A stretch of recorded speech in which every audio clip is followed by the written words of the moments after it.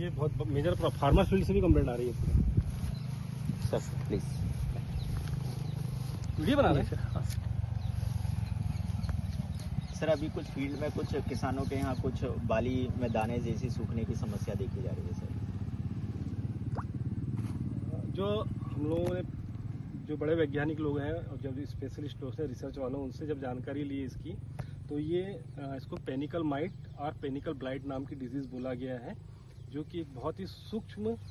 मकड़ी के द्वारा जो कि शीत में रह के रस चूसती है, परंतु जो उसका लक्षण है वो बालियों में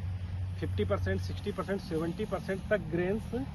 कत्थई लाल रंग के और चेफी हो जाते हैं, बदरा हो जाता है। और ये किसान को दिक्कत तब है जब वो बालियाँ निकल जाती है। तो जहाँ पे इस प्रकार के बीमारी के लक्षण दिखना प्रारंभ हो रहे हैं और अभी धान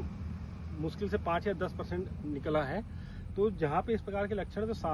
आसपास के जो किसान हैं वह इस बीमारी को रोकने का प्रयास कर सकते हैं। और उसके लिए अगर हम बात करें कंट्रोल मेजर की, तो इस समय जो इसके लिए स्पेसिफिक दवाइयाँ उन लोगों ने सजेस्ट की है, या तो माइटीसाइड स्पेशल डालें या फिर यही वो अवस्था होती है जिस समय तना छेदक भी आता है, भूरा माहू भी आता है, तो हम लोग प्रोफेनोफास 50% वाला, प्रोफेनोफास 50% जिसमें साइपर ना हो, वो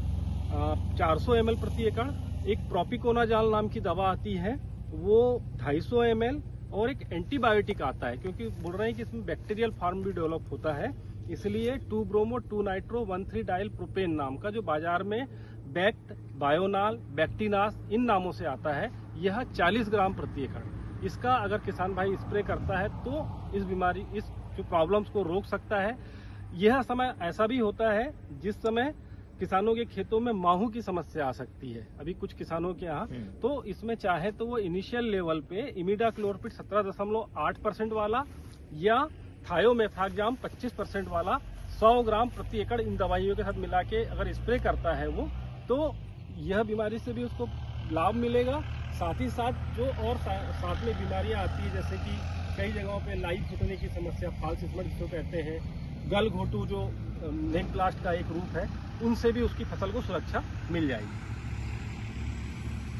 जी जी, जो मैंने जब बात, और जब बाली बाहर आती है तब किसान को पता चलता है। यस, मतलब ये इसका जो अटैक नहीं, मगर जब इसका हेवी इन्फेक्शन हो जाता है